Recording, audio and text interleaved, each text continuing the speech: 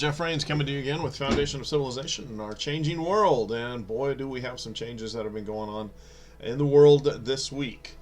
I got some stuff to go over. What's been happening around the world? What new trade deals has the U.S. made? Which one did I miss last week? I actually did a video on some of the trade deals and some of the changes to the deals. Could something be happening in the Middle East again? Earlier this week, I warned about violence in the USA. How is violence unfolding around the country? Not good, unfortunately. As I note, our world runs on energy, and so that's where I usually start. West Texas Intermediate crude ended the week at $67.33. Brent North Sea crude ended the week at $69.67. OPEC ended the week at $75.34.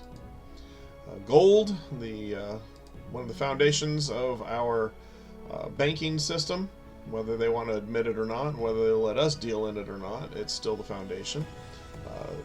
It ended the week at $3,363.01 an ounce, and silver ended the week at $37.03 an ounce. The Baltic Dry Goods Exchange, which is a measure of how well the world trade is going, especially for transportation, ended the week at $2,018. It pulled back a little bit from last week, which actually last week it had a enormous growth, which was good. The 10-year bonds for each of the countries, for the United States, ended the week down a little bit. The return is down a little bit to 4.225%. The UK bonds were at 4.53%. And the Japanese bonds ended the week at 1.552%. Military and naval deployments. Much of it has been kind of the same for quite a while, for the past few weeks. We have 293 ships, which is the same as we did last week. 102 are deployed, 75 are underway. The Abraham Lincoln departed San Diego. No word on exactly where it is. Carl Vinson, USS Carl Vinson, is operating near Hawaii. The last we heard, Dwight Eisenhower was in Port Norfolk, and along with the George H.W. Bush. The George Washington, USS George Washington, is operating in the Timor Sea as part of the exercise Talisman Sabre. USS Gerald R. Ford is operating with the Italian Navy in the Adriatic Sea. The USS Stennis still being overhauled until next year, late next year. The USS Nimitz is operating in the Arabian Sea as part of CENTCOM. The Harry Truman, last word, was still in Norfolk, Virginia. The USS Ronald Reagan is last word still in Bremerton, Washington. The Theodore Roosevelt departed San Diego on Wednesday. No word on exactly where it was or where it was heading. USS America is operating in port at Brisbane, Australia, as part of the exercise Talisman Sabre. The USS Tripoli is in Sasebo, Japan. Last word we had, anyway. USS Wasp, no update on it. USS Iwo Jima returned to Norfolk, last that we heard. Some of you may have heard that there was a major earthquake and off of the coast of Russia, the Kamchatka peninsula, which is far east Russia. There were tsunami warnings for Hawaii, Japan, Russia, of course, the U.S. West Coast. This was Tuesday evening. The earthquake struck Tuesday evening, triggering the tsunami warnings for all over the place. Alaska was also under threat. The quake hit about 74 miles from Kamchatka on the southeastern coast of Russia's Pacific Ocean Peninsula. It was 1:24 Hawaiian time p.m. Hawaiian time, 7:24 p.m. Eastern time. It's about 11 miles underground, resulting in tsunami warnings throughout the regions. It was 8.8 magnitude quake, and some of the aftershocks were 6.9, which that of itself could be a very severe earthquake. The earthquake ended up damaging one of the Russian ballistic missile submarine bases on the Kamchatka peninsula. The extent of the damage is unknown, and it's unlikely that Russia is going to actually tell us how bad the damage is. They may admit to some damage, but and it's easy to tell through satellite images that there is some, but they'll probably never tell us the extent. Related to this, probably related to this, there was an eruption of the Shiveluch volcano, which is also in the region. And I hope I pronounced that correctly, and I hope nobody's terribly offended by that. And if you are, well, sorry, too bad. Moving over to Europe, the markets ended the week at the DAX ended the week at 23,425.97. The FTSE ended the week at 9,067.45. CAC ended the week at 7,550.58. The IBEX ended the week at 14,126.70. Now, in a bit of bad news for Ukraine, the EU suspended 1.7 billion in aid to Ukraine and its effort to fight Russia. The reason why they did this is that they were concerned because the Ukrainian president signed a new law that was pushed through their parliament that allowed him to appoint the leaders of the watchdog agencies. There's two agencies that people were concerned about that try to cover or try to protect from corruption. Unfortunately, neither one of them had been doing well even before then, but now it's even going to be worse. So the EU said, all right, hang on a minute. Now, don't worry. I'm sure the EU will hold up things for a few days or a week, and then they'll go back to sending money so that they can get Ukrainians to fight Russians.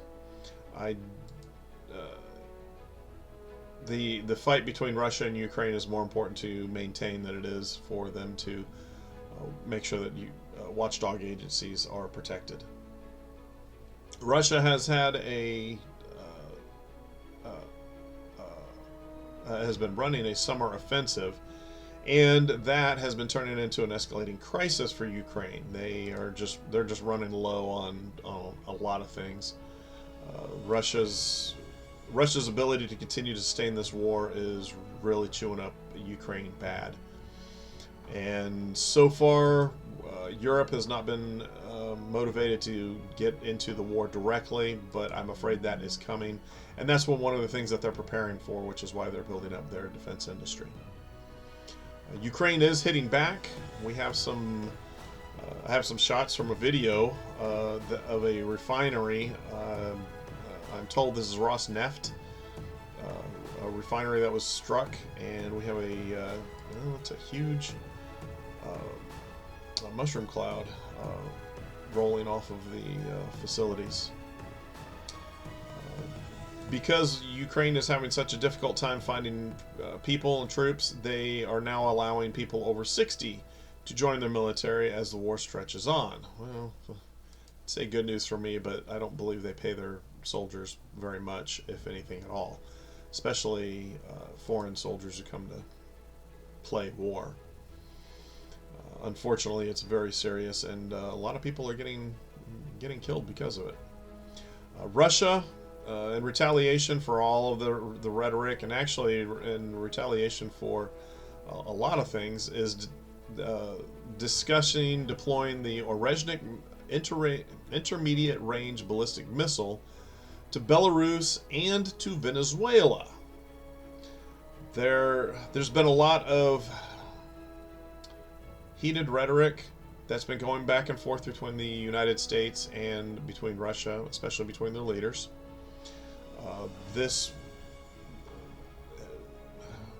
The Russian president's rhetoric for a while has been getting more and more serious. I believe in the past he's been trying to be diplomatic about things and not rush to, or not push things too badly. Lately, though, he seems to be removing pretenses. We've known for a while that he's wanted to resurrect the old Russian Empire, and now his words are matching his desires. He's made some statements that much of the rest of Ukraine is Russian. I'm concerned how long before his actions start to match his rhetoric. Now, in a bit of good news for the EU, I noted also in my video this past week that the United States and EU came to an agreement on tariffs, and the United States will issue 15% tariff, and fortunately the EU and the United States averted a trade war.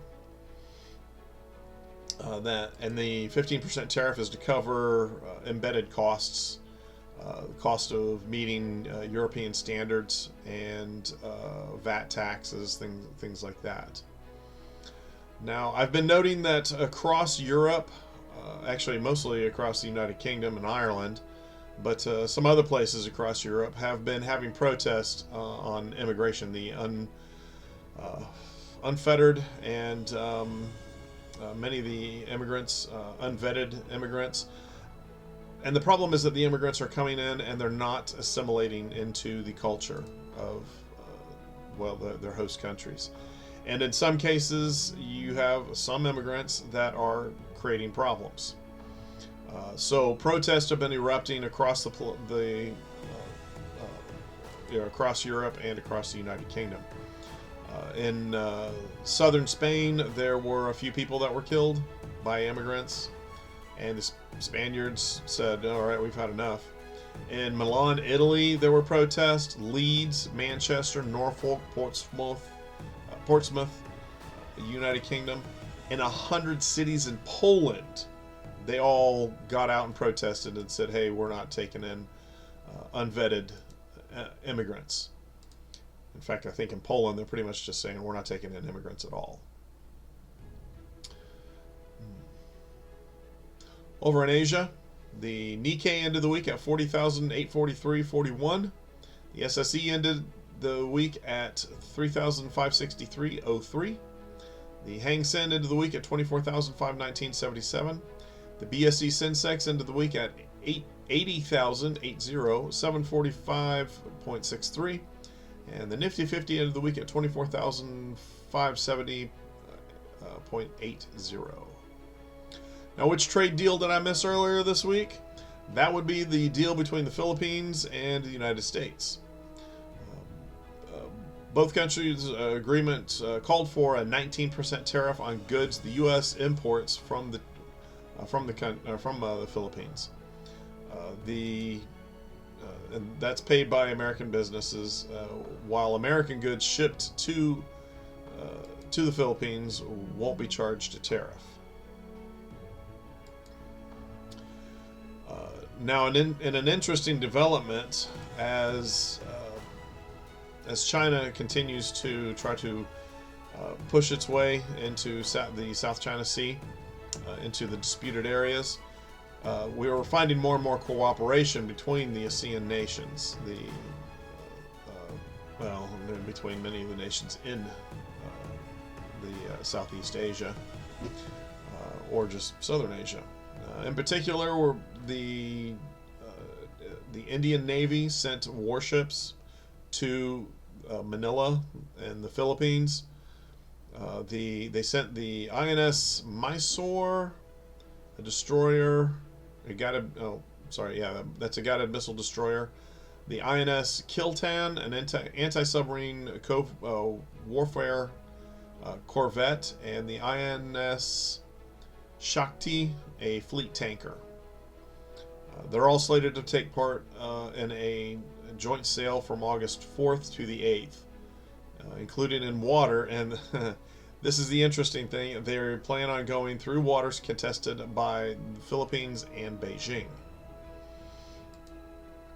This week, actually recently, not just this week, but previous to this week, China has been experiencing some of the worst flooding that it has seen in years. Many villages and towns are underwater.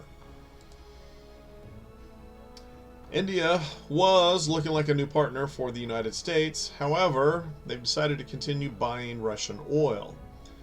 This has been a sticking point for the United States because oil is one of the few commodities that Russia is able to sell in volume across the world, and they decided to hit countries that are still working with Russia with secondary tariffs.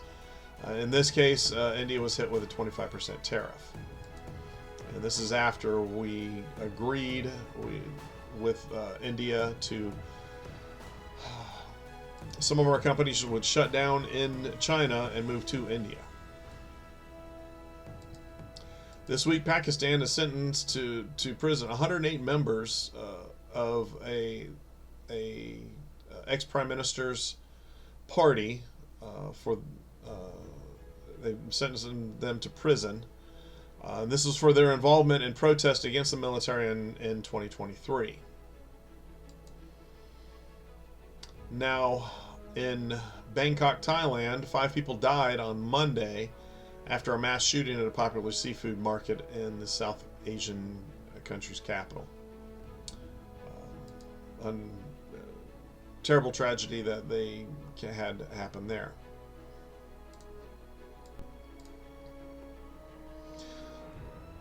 Now, interestingly enough, this I've noted, and actually I did a short video this past week about the conflict between Thailand and Cambodia, and fortunately the U.S. president made a phone call and was able to convince both of them to agree to a ceasefire. Hopefully that ceasefire sticks for quite a while. Not only did a volcano erupt in Russia, but there was another one in Indonesia. And again, I hope that I pronounced this correctly, and if I do, please forgive me. Or if I don't, please forgive me. Or even if I do, I guess. Lowatabi Laki-Laki, as I said, in Indonesia, erupted, well, this is for the second straight night, and sent a column of volcanic materials and ash up to 11 miles, 18 kilometers, 11 miles into the sky. This was early Saturday, so I guess earlier today. Blanketed villages with debris. No casualties have been reported yet, so keep an eye on that one. Unfortunately, many times this is just a prelude to much greater problems. Now, in an interesting story coming out of India also, a toddler killed a cobra by biting it to death. Mind you, this is a venomous snake, and it slithered close to him, and, well, anyway, he luckily got the better of it. Otherwise, the snake could have gotten the better of him. So, thank goodness he's alive, and now he has a story to tell all his kids, all his friends later. I believe it was last week, I talked about the IDF preparing to drop food into Gaza. That food they've already begun those airdrops, and the food is landing in Gaza so it can get to the people.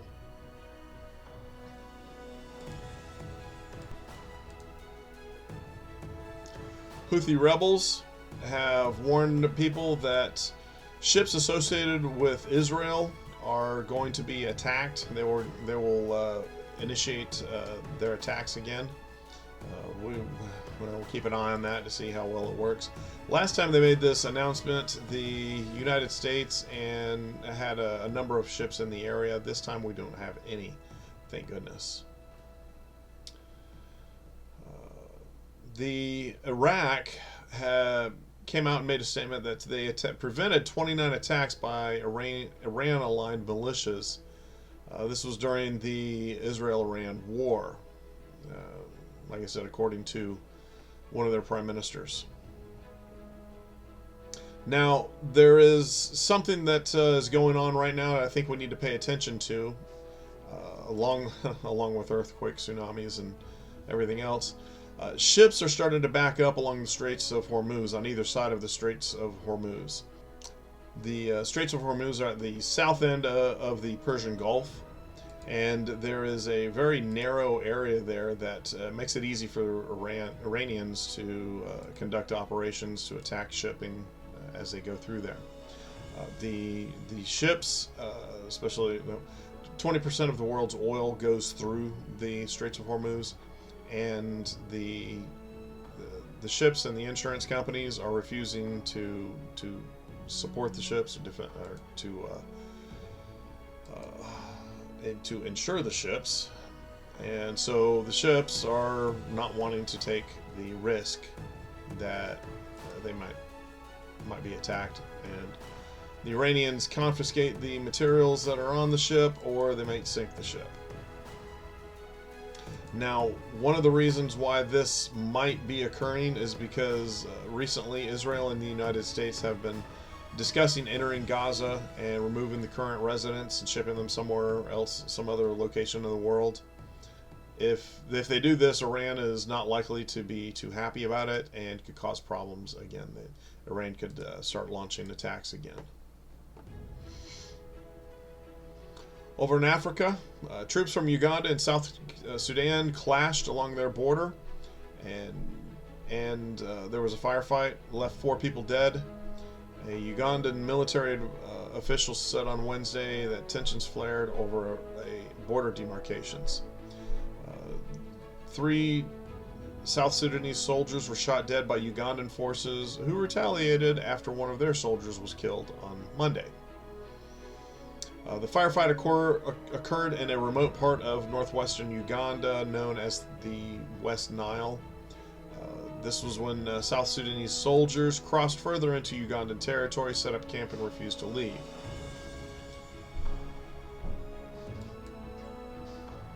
In Angola, there have been protests about rising fuel costs. 22 people have died during these protests. I don't know how bad it is for Angola, but well, apparently bad enough that people are very unhappy and they're marching to the streets. According to some reports, there was an armed attack on a military base in northern Burkina Faso. This left 50 people dead.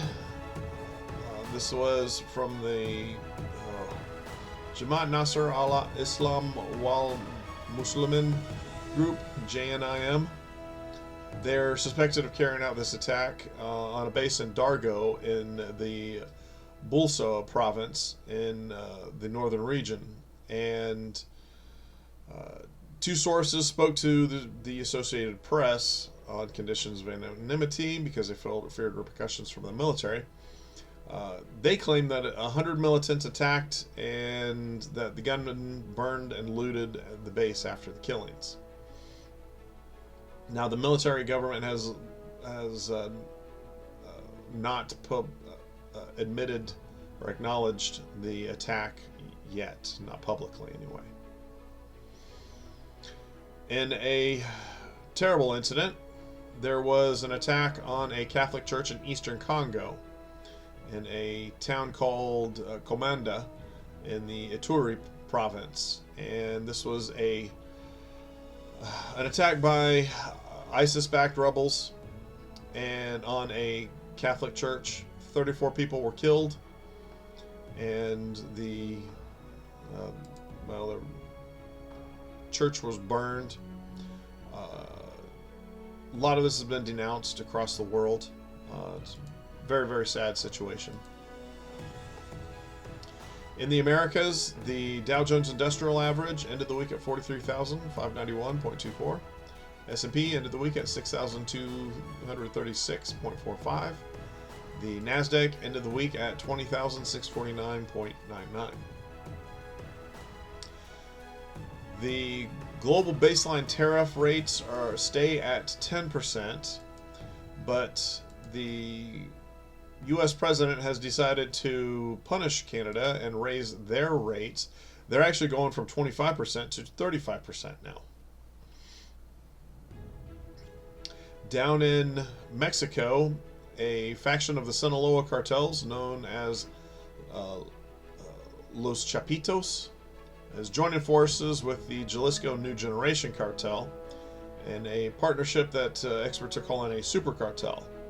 Now, to be honest, I'm not sure if I buy that name. I think it's just a lot of hype for headlines.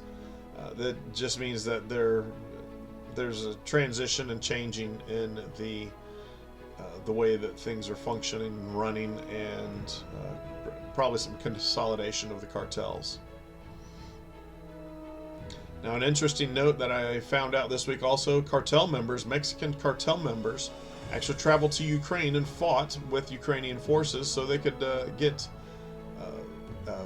FPV, first-person view drone skills. That concerns me a good bit, because that means that some of these Mexican cartels now have people who know how to use the drones, and they could come back to the United States and use them against us. Now, in a couple of moves concerning the United States and Russia, the former president of Russia called the U.S. president's ultimatum of a 10-day ultimatum to end the war in Ukraine a step towards war. He actually had some rather blunt words. The former Russian president noted, he said, one, Russia isn't Israel or even Iran. Each new ultimatum is a threat and a step towards war. He also made a reference to Russia's dead hand switch, which is a reference that would allow the Russians to launch their missiles even if the commanders cannot communicate directly with the nuclear forces, the ballistic missile forces. In retaliation for these comments, the U.S. president announced that he would move 2 nuclear submarines closer to Russia. He viewed those comments as provocative and decided it was time to do something about it. We'll see. Hopefully the U.S. president and I should also note that the former Russian president is not just some random individual or some politician. He is actually part of the security apparatus that operates in Russia even today. He advises the current Russian president. Now, something that I think I ought to note, the July jobs report came out this past week, and it was noted as being very lackluster. 73,000 jobs.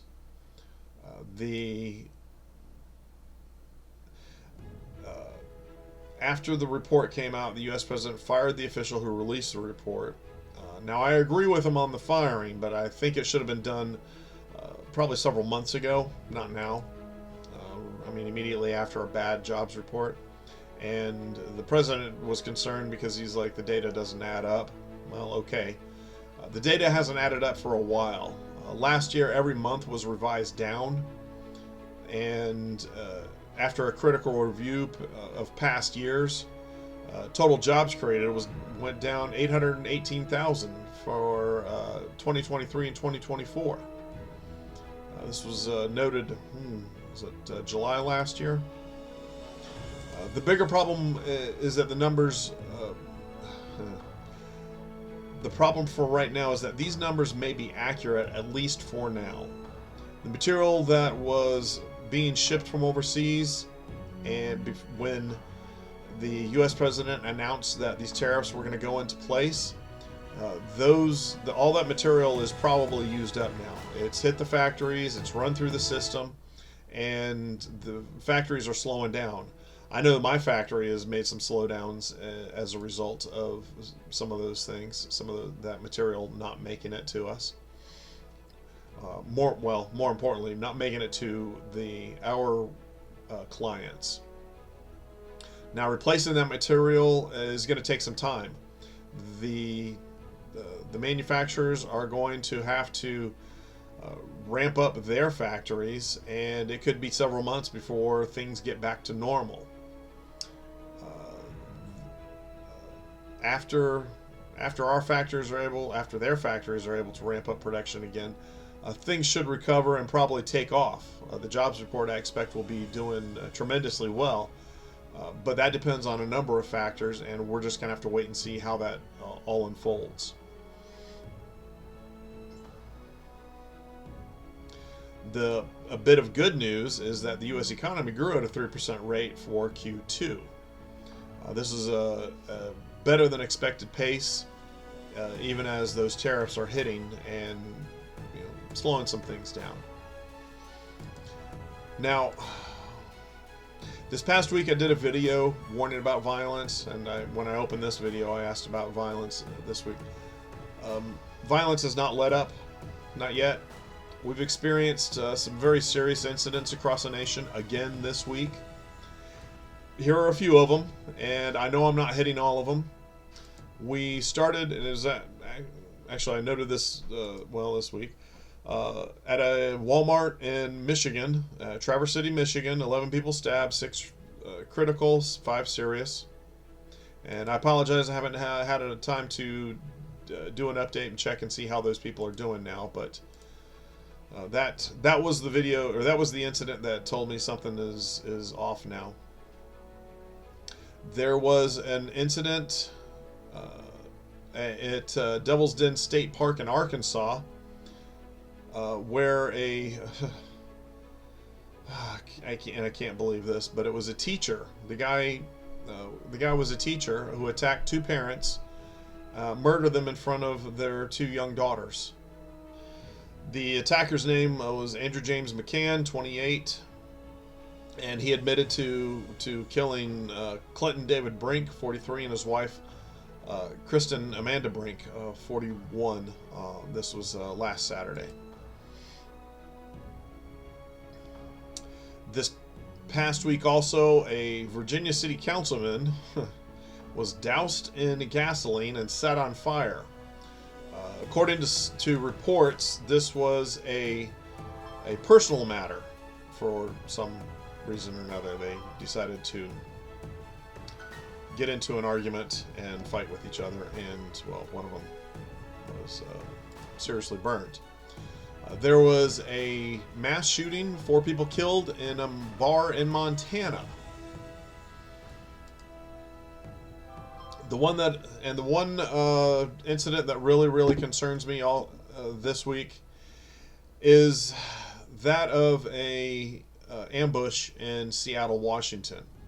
There was there's a church that's been I want to say it's been controversial, but I don't know. I think the controversy is that they're just not sitting down and rolling over and taking the threats of violence.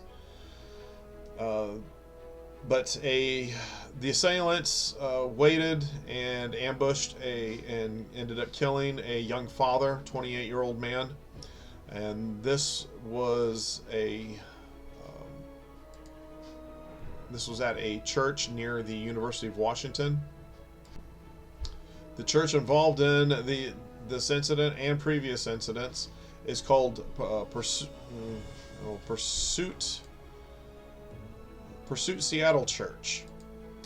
They're very firm in their beliefs, and they are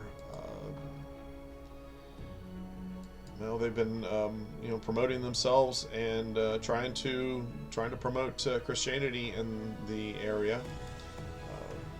The Seattle police have not been terribly supportive of the church, and so we'll see how this ends up going. My concern is that now somebody has targeted a church and church services. That does not bode well, and I encourage everybody to be careful where you are. I know that there have been, and in fact this is not the first incident that parishioners have been targeted. There have been several incidences previous to this, earlier this year. So Ladies and gentlemen, that is all that I have for you this week. I know that's plenty, and there are tons of other things going on, and I know that there are some things that I missed. I apologize for missing it. I've only got so much time, so I hope that you guys are doing well, and I hope that you guys are preparing for the changes that are occurring. And much love to everybody. If you found any benefit in this, please like, share, and subscribe. And I look forward to talking to you guys again very soon. This is Jeff Rains with Foundation of Civilization in Our Changing World. I will talk to you again very soon.